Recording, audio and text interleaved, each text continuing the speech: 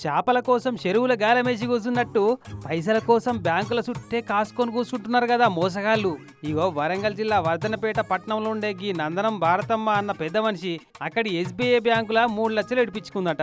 ఇక సంచిలో పెట్టుకొని చిన్నగా మెల్లగా నడుచుకుంటూ బయటకు వచ్చి ఎండపూట దూపైతుంది కదా అని ఓ గిలాస్ అంత చెరుకు రసం తాగిందట. ఇక ఇంటికి పోదామని ఆటో వాళ్ళని అడిగితే లేదమ్మా అటు దిక్కు పోతలేమని చెప్పిరట.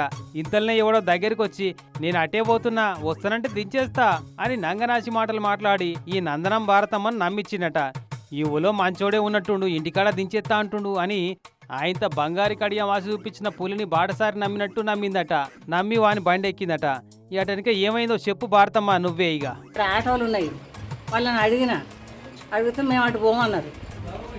తిరంగడ్డకి పోమంటే ఆయన నేను అటు పోతాను నేను అటు దించుతా అన్నాడు. అంటే అమ్మ దీని మీద అట పోతావా అంటే సరే అట పోతాండు కదా ఇటోడే కావచ్చు కొన్నోడే కావచ్చు అనుకున్న బిడ్డ.